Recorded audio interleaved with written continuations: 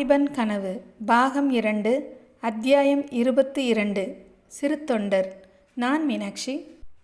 கடந்த அத்தியாயத்தில் நரசிம்மவர்மரும் அவருடைய மகள் குந்தவியும் பல்லவ சாம்ராஜ்யத்து பழைய சேனாதிபதியான பரஞ்சோதி என்கிற சிறு தொண்டரை வரவேற்கிறதற்காக காவிரி கரைக்கு போனாங்க. அடுத்து என்ன நடந்தது வாங்க கதைக்குள்ளே போகலாம்.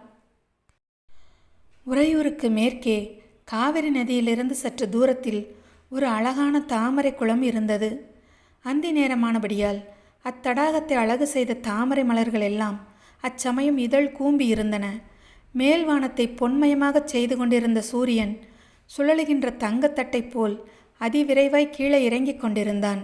தாமரை குளத்தைச் சேர்ந்த படித்துறை மண்டபத்தில் சக்கரவர்த்தியும் அவருடைய செல்வ புதல்வியும் வந்து தங்கியிருந்தார்கள். மண்டபத்துக்கு சற்று பின்னால் வேல் பிடித்த வீரர்கள் ஒதுங்கி நின்றார்கள். பட்டத்து யானையும் புறவிகளும் சிறிது தூரத்தில் காணப்பட்டன. மேற்கு திக்கிலிருந்து காவிரி ஆற்றின் ஓரமாக வந்த சாலையை சக்கரவர்த்தி ஆவலுடன் உற்று நோக்கி கொண்டிருந்தார். குந்தவி தடாகத்தின் படிக்கட்டில் இறங்கி கீழ்ப்படியில் வந்து நின்றாள். தளதளவென்று விளங்கிய தாமரை இலைகளின் மணப்பையும் கூம்பிய தாமரை மலர்கள் மொட்டுக்கள் இவற்றின் அழகையும் அவள் சிறிது நேரம் பார்த்து மகிழ்ந்தாள். தாமரை இலைகளின் மேலே முத்து முத்தாக தண்ணீர் துளிகள் நின்றதையும் இளங்காற்றில் தாமரை இலைகள் அசைந்தபோது அந்த முத்துக்கள் அங்குமிங்கும் ஓடி சில சமயம் பிரிந்தும் விளையாடியதையும் பார்த்து களித்தாள். அப்போது தடாகத்தின் தெளிந்த நீரில் பிரதிபலித்த அவளுடைய உருவமானது தற்செயலாக அவள் பார்வையை கவர்ந்தது. சந்தன நிற தந்தத்தினால் செய்தவை போல் விளங்கிய குந்தவியின் அழகிய நீண்ட புஜங்களும் பங்கஜமலர் பாதங்களும் பளிங்கு போல் தெளிந்த தண்ணீரிலே பிரதிபலித்த போது பன்மடங்கு வனப்பையும் சோபையும் பெற்று விளங்கின. குந்தவி தன்னுடைய பிரதிபிம்பத்தை தானே பார்த்த வண்ணமாக சற்று நேரம் ஸ்தம்பித்து நின்றாள். இந்த அழகினாலே என்ன பிரயோஜனம் என்று அவளுடைய உள்ளத்தில் ஒரு கேள்வி எழுந்தது. அடுத்தாற்போல், ஆகா, அந்த ராஜகுமாரனுக்கு இந்த உறையூர்தானே, அவன் மட்டும் இப்போது என் அருகில் நின்று கொண்டிருந்தால் என்னும் எண்ணம் உண்டாயிற்று. இதையடுத்து இன்னதென்று விவரிக்க முடியாத மனக்கிளர்வு ஏற்பட்டது. அப்போது திடீரென்று அவளுடைய தந்தையின் குரல், குந்தவி, இங்கே ஓடிவா என்று விரைந்து அழைத்தது காதில் விழுந்தது. தன்னை மறந்த சிந்தனையில் ஆழ்ந்திருந்த குந்தவி திடுக்கிட்டு தந்தை இருந்த பக்கம் நோக்கினாள். அதோ பார் குந்தவி, சிவிகை வருகிறது, என் அருமை சிநேகிதர் வருகிறார், பல்லவ சேனாதிபதி வருகிறார், சளுக்கரை முறியடித்து புலிகேசியை கொன்ற மகாவீரர் வருகிறார். உறையூருக்கு நாம் இந்த சமயம் வந்தது எவ்வளவு நல்லதாய் போயிற்று. இவ்விதம் ஊரிலிருந்து உறவினர் வரக்காணும் சின்னஞ்சிறு குழந்தையைப் போல் சக்கரவர்த்தி அளவற்ற உற்சாகத்துடன் சொல்லிக்கொண்டே போனார். அவர் அவ்வளவு குதூகலம் கொண்டதை குந்தவி அதற்கு முன்னால் கண்டதே இல்லை. சிறிது நேரத்திற்கெல்லாம் சிவிகை தாமரை தடாகத்தின் அருகில் வந்துவிட்டது. மண்டபத்தில் சக்கரவர்த்தி நிற்பதைக் கண்டதும் ஏவலாளர் சிவிகையை விரைந்து கீழே இறக்கினார்கள். அந்த சிவிகையிலிருந்து தலையையும் முகத்தையும் நன்கு முண்டனம் செய்தவரும் விபூதி ருத்ராட்சதாரியுமான பெரியவர் ஒருவர் இறங்கினார். அவருடன் ஒரு மூதாட்டியும் இறங்கினார். அந்த பெரியவர் அரசே என்று சொல்லிக்கொண்டு மண்டபத்தை நோக்கி விரைந்து வந்தார். சக்கரவர்த்தியும் சேனாதிபதி என்று சொல்லிக்கொண்டு மண்டபத்திலிருந்து விரைவாக கீழே இறங்கி வந்தார். சற்று நேரம் ஒருவரை ஒருவர் பார்த்த வண்ணமாக கூப்பிய கரத்துடன் நின்றார்கள். இருவருடைய கண்களிலும் நீர் ததும்பியது. பிறகு ஏக காலத்தில் இருவரும் ஒருவரை ஒருவர் நெருங்கி வந்து ஆலிங்கனம் செய்து கொண்டார்கள். அப்போது இருவருடைய கண்களிலிருந்தும் கண்ணீர் பெருகி வழிந்து அருவியாக ஓடத் தொடங்கியது. இதற்கிடையில் சிவிகையிலிருந்து இறங்கிய மூதாட்டியை நோக்கி குந்தவி வந்தாள்.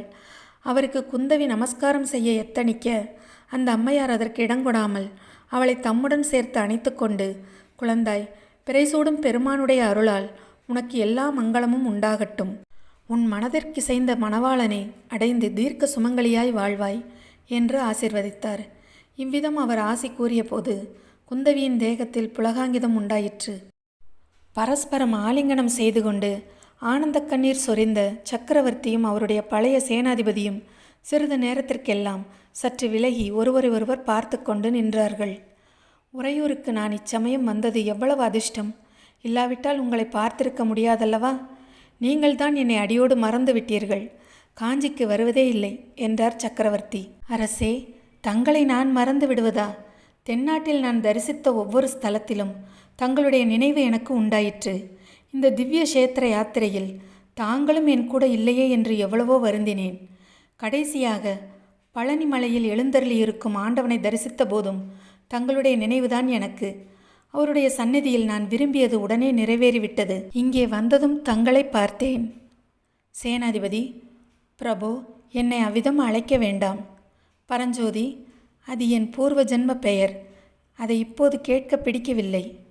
கேளும் சிவபக்தரே, அவ்வளவு பெருமைக்கு நான் உரியவன் அல்ல பிரபு. இன்று இந்நாட்டில் மகான்களான சிவபக்தர்கள் எத்தனையோ பேர் இருக்கிறார்கள். அவர்களுக்கு தொண்டு புரியும் சிறு தொண்டன் நான். கேளும் சிறு தொண்டரே, நான் சொல்ல வந்த விஷயம் என்னவென்றால், சொல்லுங்கள் அரசே.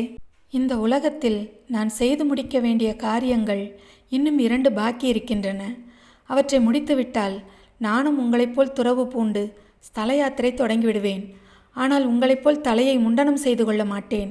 பார்த்தவர்கள் வசிஷ்டரோ விஸ்வாமித்திரரோ அல்லது அகஸ்திய முனிவர்தானோ என்று பிரமிக்கும்படியான ஜடாமகுடம் தரிப்பேன் என்று சொல்லி சக்கரவர்த்தி நகைக்க சிறு தொண்டரும் கூட நகைத்தார். அவ்விருவருடைய சிரிப்பின் ஒலியும் அந்தி நேரத்தில் கூட்டை நோக்கி பறந்த பறவைகளின் குரல்களுடன் கலந்து நாற்றிசையும் பரவி எதிரொலி செய்தன. அன்றிரவு 1:30 ஜாமம் ஆனபோது உறையூர் நகரில் காவிரி கரையில் நடந்த மர்மம் என்ன அப்படிங்கிறத அடுத்து வர்ற அத்தியாயத்தில் நம்ம பார்க்கலாம். இதுவரைக்கும் என்னோடய சேனலை சப்ஸ்கிரைப் பண்ணவங்க எல்லாருக்கும் ரொம்ப நன்றிங்க.